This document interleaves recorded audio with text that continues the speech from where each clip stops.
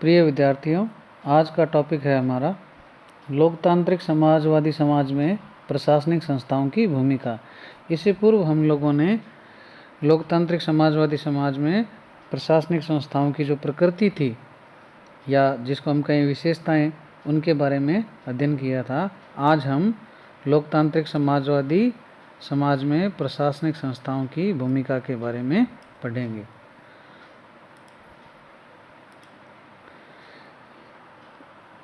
लोकतांत्रिक समाजवादी समाज में जो प्रशासनिक संस्थाओं की भूमिका है उसे हम निम्न बिंदुओं के तहत अध्ययन करेंगे।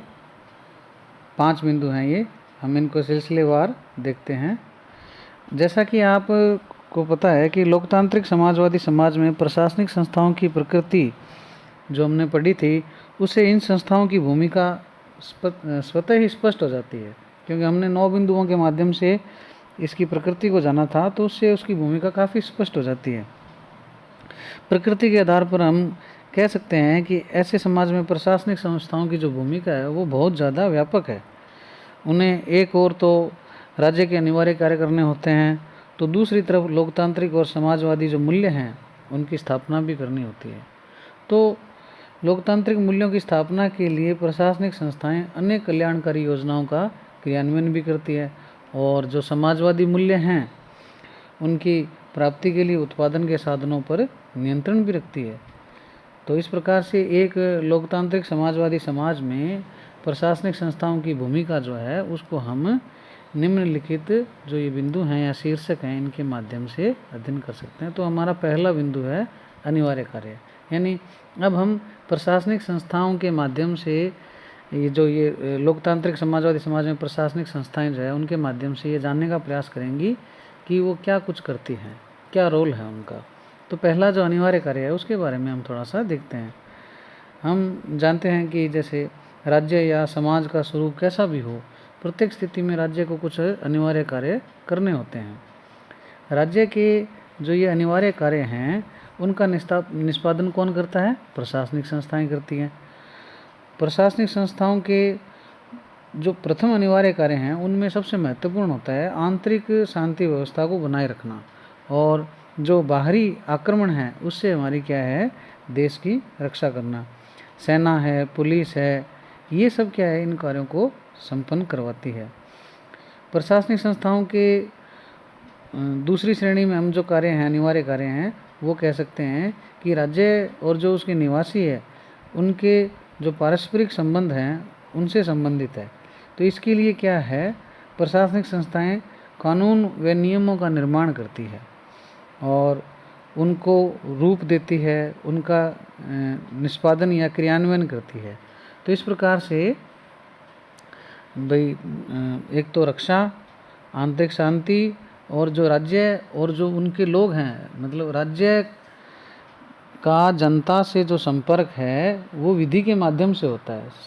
सरकार कानून कायदे नियम बनाती है, उनके माध्यम से वो अपनी योजनाएं नीतियां लागू करती है, जनता से टैक्स वसूल करती है, सब ये कानून है। तो इस प्रकार से जो ये कानून कायदे विधि हैं ये भी क्या है? जनता के लिए बनाना आवश्यक है। यदि ये ना होंगे तो भारत में विधि का शासन स्थापित नहीं हो पाएगा। तो प्रशासनिक संस्थाओं के ये अनिवार्य कार्य माने जाते हैं। देश की रक्षा करना, आंतरिक कानून व्यवस्था बनाए रखना और विधि का निर्माण करना, जिससे राज्य और जनता के बीच में संबंध स्थापित हो सके। दूसरा जो बिंदु है वो है हमारा सामाजिक विकास। प्रशासनिक संस्थाएं सामाजिक विकास का भी कार्य करती है। इसके लिए सामाजिक विकास के जो उद्देश्य हैं उसको प्रशासनिक संस्थाएं विभिन्न सेवाओं को नागरिकों तक पहुंचाकर वो प्राप्त करती है। जैसे नागरिकों के शैक्षणिक विकास के लिए शैक्षणिक वातावरण का निर्माण किया जाता है, और उसके लिए क्या किया जाता है? विभिन्न प्रकार की जो शैक्षणिक संस्थाएं हैं उनकी स्थापना किया जाता है, उनका निर्माण करते हैं। और वर्तमान में आपको पता ही है कि भारत में क्या है? निःशुल्क व अनिवार्य शिक्षा का जो कानून लागू है, तो उसमें क्या एक न्यूनतम स्तर तक क्या है?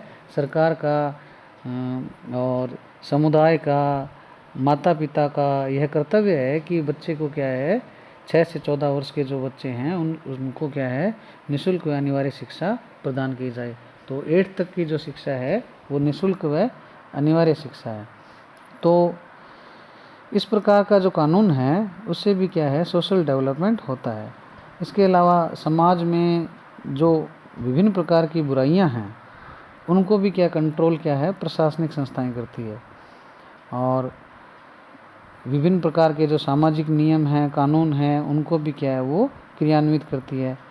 और प्रशासनिक संस्थाएं समाज का जो कमज़ोर व पिछड़ा वर्ग है उसके उत्थान के लिए भी विभिन्न प्रकार की कल्याणकारी योजनाओं का निर्माण भी करती है और उनका संचालन भी करती है। तो इस प्रकार से सोशल डेवलपमेंट के लिए प्रशासनिक संस्थाएं कार्य करती है। तीसरा जो बिंदु है वो है हमारा आर्थिक विकास। आर्थिक विकास के तहत हम जानते हैं कि प्रशासनिक संस्थाएं जो हैं वो अर्थव्यवस्था का संचालन भी करती है, उसके अलावा जो आर्थिक सिद्धांत है उनकी खोज भी करती है, उनको क्रियान्वित भी करती है।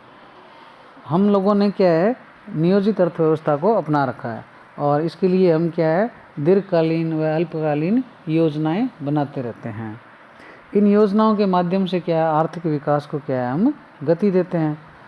पूर्व में जो योजना आयोग था वो पंचवर्षीय योजनाएं बनाते था, अब उसकी जगह क्या है, नीति आयोग नामक प्रशासनिक संस्था आ गई है। तो ये भी क्या है, अपना एक प्लान बनाती है और एक थिंक टैंक की भूमिका निभाता है नीति आयोग। तो ये सारी जो नीतियां हैं ये मतलब आर्थिक विकास के लिए प्रयासरत रहती हैं और जो आर्थिक साधन हैं जिससे देश की तरक्की हो सकती है, उपलब्धि हो सकती है, उनका पता लगाने का प्रयास करती है। और जो साधन हैं उनका ज़्यादा से ज़्यादा कैसे उपभोग हो उसका पता लगाने का प्रयास किया जाता है। तो उसके लिए अनेक प्रकार की आर्थिक नीतियों का निर्माण किया जाता है। तो इस प्रकार से जो प्रशासनिक संस्थाएं हैं वो आर्थिक विकास में अपना योगदान देती है। चौथा बिंदु जो है वो राजनीतिक विकास का है। प्रशासनिक संस्थाएं राजनीतिक विकास में कैसी भूमिका निभाती है? हम जानते हैं कि राष्ट्र में लोकतांत्रिक मूल्य जो हैं उनकी रक्षा तभी हो सकती है जब उस राष्ट्र का राजनीतिक विकास हो। और राष्ट्र में समाजवाद लाने और वंचित वर्गों के विकास के लिए यह ज़रूरी है कि राष्ट्र के प्रत्येक नागरिक को राजनीतिक न्याय भी मिले। इस प्रकार लोकतंत्र और जो समाजवाद है ये दोनों ही व्यवस्थाएं क्या है, वास्तव में राजनीतिक विकास के लिए आवश्यक है। इस उद्देश्य की पूर्ति के लिए जो प्रशासनिक संस्थाएं हैं वो विभिन्न स्तरों पर क्या है, निर्वाचन की व्यवस्था करती है। आपको पता है कि चुनाव संबंधी जो कार्य है वो क्या है, प्रशासनिक संस्थाओं के द्वारा किया जाता है। इसके लिए जो निर्वाचन आयोग है वो बड़ा महत्वपूर्ण भूमिका निभाता है। तो निर्वाचन का कार्य निष्पक्ष हो तो ये भी क्या है, बहुत ज़रूरी है। इसके लिए क्या है, नियम बनाए जाते हैं और नियमों की पालना करवाई जाती है। और इस प्रकार से क्या है, हर व्यक्ति मत दे, निर्भीक होकर मत दे, इसके लिए क्या है, उसको प्रेरित किया जाता है। तो इससे क्या है, एक राजनीतिक विकास होता है, क्योंकि जनता के पास राजनीतिक अधिकार जो है वो मत देने का अधिकार है, चुनाव लड़ने का अधिकार है। तो प्रशासनिक संस्थाएं जो हैं, संवैधानिक जो संस्थाएं हैं वो क्या है, इस मामले में जनता का राजनीतिक विकास करती है। और इस प्रकार एक लोकतांत्रिक समाजवादी समाज में प्रशासनिक संस्थाएं जनता की अधिकतम भागीदारी को सुनिश्चित करती है।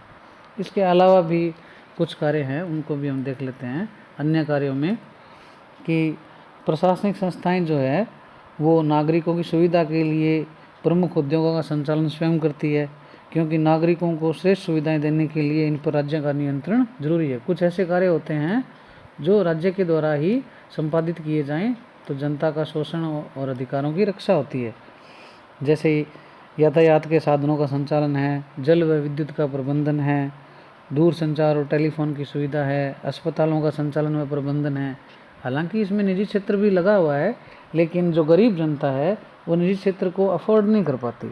तो इसलिए क्या है, जो गरीब वर्ग के लिए एक रीजनेबल प्राइस पर या जो उनको अफोर्ड कर सके, इस प्रकार की सुविधाएं क्या है, प्रशासनिक संस्थाओं द्वारा उपलब्ध कराई जाती है। तो इस प्रकार से हम कह सकते हैं कि लोकतांत्रिक समाजवादी समाज जो है उसमें प्रशासनिक भूमिकाओं का अध्ययन यह स्पष्ट करता है कि इनका जो भूमिका है वो बहुत ज़्यादा व्यापक है और बहुआयामी है। हम कोई ऐसी कोई निश्चित सूची भी नहीं बना सकते जिससे उनकी भूमिकाओं की व्याख्या कर सकते हैं। बाकी हमने मोटे तौर पर क्या है, प्रशासनिक संस्थाओं की जो भूमिका है उनको 5 जो बिंदु हैं या जो पॉइंट्स हैं उनके माध्यम से जानने का प्रयास किया है। और समाज में मनुष्य के सर्वांगीण विकास के लिए आधुनिक युग में प्रशासन तंत्र जो है वो बड़ी महत्वपूर्ण भूमिका निभाता है।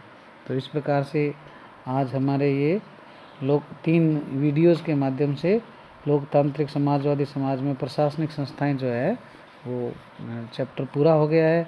कल हम नया चैप्टर हस्तक्षेपवादी राज्य को प्रारंभ करेंगे।